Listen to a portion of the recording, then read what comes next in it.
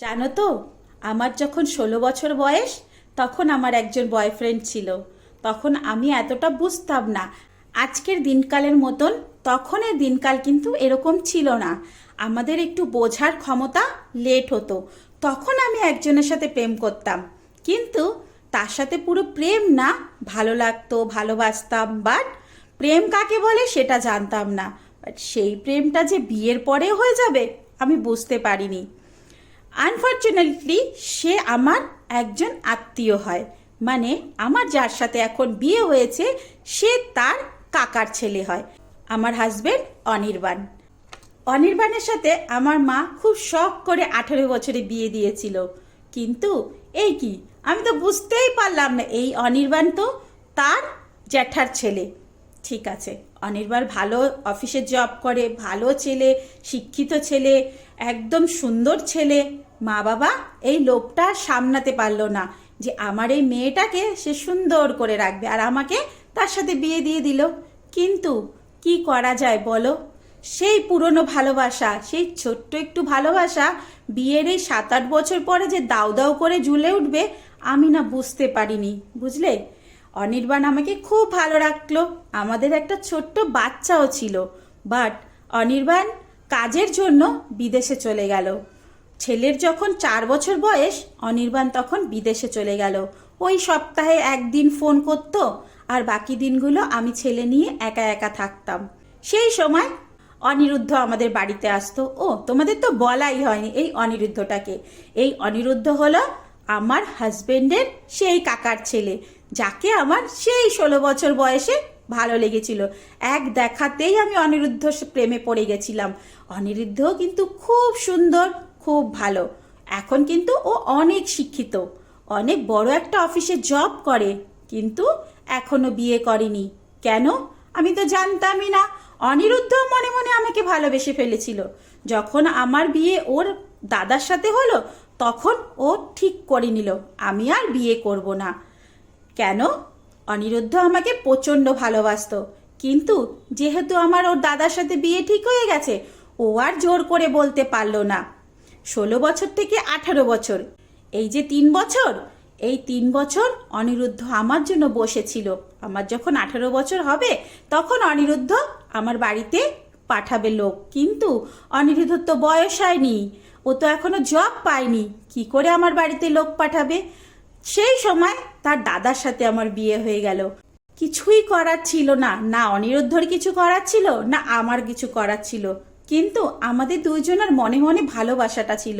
But আমরা তো বুঝতেই পারতাম না কি এটা কিভাবে আমরা ঠিক করব। কেন? আমাদের এখনকার মেয়ের মতো অত বুদ্ধি ছিল না। আমরা মনে মনে ভালোবাসতাম, কোনোদিন কারোর কথা কাউকে বলতে পারিনি। কিন্তু এখন আমার ছেলের 5 বছর, অনির্বাণ বাইরের দেশে থাকে, অনিরুদ্ধ আমার বাড়িতে আসে। আমার ছোট ছোট দরকারগুলো আমি অনিরুদ্ধকে বলতে লাগলাম। তার শরীরের ছোঁয়া আমার গায়ে লাগলো, তার নিঃশ্বাস আমার শরীরে পড়লো, আমার মধ্যে সেই পুরনো প্রেম জেগে উঠলো। কিন্তু কি জানো, এখন আমার সেই ভয়টা নেই। কেন? আমার তো সব কিছুই চেনা। আমি সেক্স কি জিনিস সেটা জানি, আমি ভালোবাসা কি জিনিস সেটা জানি, আমি একজন বাচ্চার মা, তাই আমার কাছে এইসব লজ্জা লাগলো না। আমি অনিরুদ্ধর সাথে একদম খোলাখুলিভাবে কথা বলতে লাগলাম। এমন অবস্থায় অনিরুদ্ধ আমার ঘরেও 2-1 দিন থেকে গেল। এইভাবে আমরা দুইজন দুইজনের কাছে এসে গেলাম। কিন্তু এটা তো ঠিক হচ্ছে না। কেন? আমরা অনির্বাণকে ঠকাচ্ছি। যেই দাদার বিয়ের জন্য সে পেছনে চলে গেছিল, আজকে সেই দাদার বউয়ের সাথে সে রাত কাটাচ্ছে। যদিও আমাদের মধ্যে শারীরিক সম্পর্কটা এখনো গড়ে ওঠেনি, কিন্তু সেটা গড়ে উঠতে বেশি দিন টাইমও লাগবে না। কেন? আমি তো পুরোপুরিভাবে অনিরুদ্ধর উপরে হাবি হয়ে গেছিলাম। মতলব ওর ছাড়া আমি এক পাও চলতে পারতাম না। দাদার সাথে কথা বলা, দাদার ঘরের কি জিনিস লাগবে না লাগবে, বাচ্চাকে কোথায় ভর্তি করতে হবে, বাচ্চার খাওয়া দাওয়া, এমনকি আমার ছোট ছোট জিনিসের ধ্যানও অনিরুদ্ধ রাখতে লাগলো। মনে হলো অনির্বাণ আমার স্বামী না, অনিরুদ্ধ আমার স্বামী। অনির্বাণকে আমি প্রায় ভুলেই যেতে চলছি। কিন্তু কি জানো, অনিরুদ্ধ তার দাদাকে খুব সম্মান করে, তাই আমাকে বিয়ের প্রস্তাব দিল না, আমার সাথে সে থাকলো, আমার সব ছোট ছোট জিনিসগুলো ধ্যান দিল। এইভাবে চলে গেল 1-2 বছর। অনির্বাণের আসার সময় হয়ে গেল, কিন্তু অনিরুদ্ধ তখন খুব কষ্ট পেল। আমাকে অনির্বাণের সাথে আর শেয়ার করতে চাইছিল না। সে আমার হাত ধরে বলল, আমি তোমাকে ছাড়া থাকতে পারবো না। এখন তুমি আমার দাদার সাথে থাকো সেটা আমি চাই না, কিন্তু সেটা আর সম্ভব না। যদি আমাদের বিয়ে হয়ে যেত তাহলে একটা কথা ছিল, বাট অনির্বাণকে আমিও ভালোবাসি। সেই বেচারার কি দোষ? সে তো এইসবের কিছুই জানে না, সে তো পুরোই অজানা। কিন্তু অনিরুদ্ধ, সেও তো জেনে শুনেই কাজটা করছে। আর ওই যে আমার মনের খালি জায়গাটায় অনিরুদ্ধ এসে ঢুকে পড়েছে। হয়তো এই জায়গায় আমার দেওর না হলেও অন্য কেউ হলেও আমি তাকে এরকমভাবে আঁকড়ে ধরতাম। কেন বলো তো? আমার বাচ্চা ছোট ছিল, আমার ছোট ছোট দায়িত্ব, আমার ছোট ছোট খুশি, আমার ছোট ছোট গল্প বলা, আমার মন খারাপ, আমার খুশি, আমার সব কিছুই এত সুন্দর করে অনিরুদ্ধ দেখছিল। আমি পুরোপুরিভাবে অনিরুদ্ধর উপরে হাবি হয়ে গেছিলাম। মানে ওকে ছাড়া আমি আর থাকতে পারছিলাম না। এক প্রকার আমারও খুব রাগ হচ্ছিল, অনির্বাণ কেন আসবে, ও থেকে যেত। কিন্তু কিছু করার নেই, অনির্বাণকে আসতেই হবে। তার বাচ্চা আছে, তার বউ আছে, তাই না? আর অনির্বাণ যদি না আসে, বাচ্চা তো তার বাবাকে চিনবে না। বাচ্চা যত বড় হচ্ছে তার তো বাবাকেও চাই। কিন্তু এই সময় অনিরুদ্ধ তার বাবার মতন দেখতে থাকলো, আর আমাদের মধ্যে সম্পর্ক গভীর হতে থাকলো। অনির্বাণ আসার আগে অনিরুদ্ধ আমাকে বলেই ফেললো, আমি তোমার শরীরটা চাই, তুমি কি আমাকে দেবে? আমি কোনো দিকে না তাকিয়ে আমি রাজি হয়ে গেলাম। কেন বলো তো?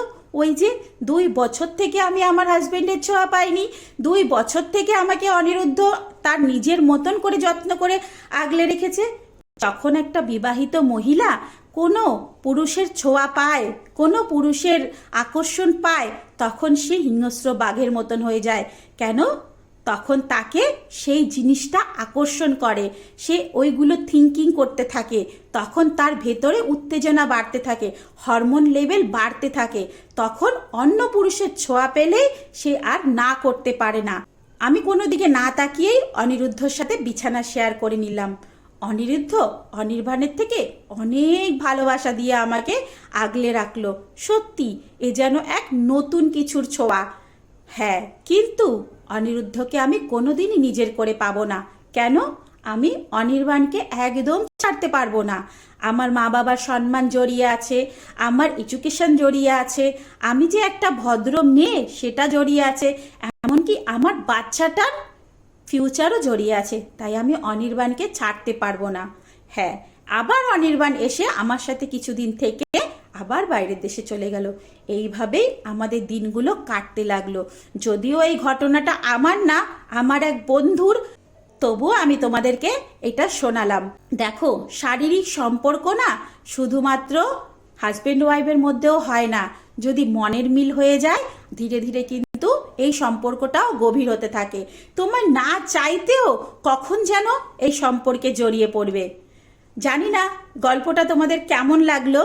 কেউ আমার জীবনের সাথে জড়াবে না, কেন? আমার কোনো দেওরই নেই, তো আমার জীবনের সাথে জড়িও না। ওকে, তো চলো, ভালো থাকো, সুস্থ থাকো। আশা করি গল্পটা তোমাদের ভালো লাগলো। আমি কি বোঝাতে চাইছি তোমরা বুঝতে পেরেছো। নিজেদের দিকে ধ্যান রাখো, সবাই সুস্থ থাকো, ভালো থাকো। আবার দেখা হবে নেক্সট একটা দারুণ গল্প নিয়ে। আর এরকম গল্প যদি তোমরা শুনতে চাও, দেওর বৌদির বা অন্য কোনো রিলেশনের, আমাকে একটু কমেন্ট বক্সে জানিয়ে দিও।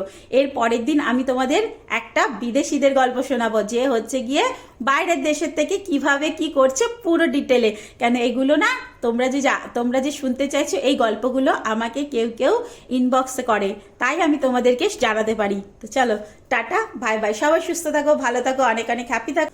তো চলো, টাটা, বাই বাই।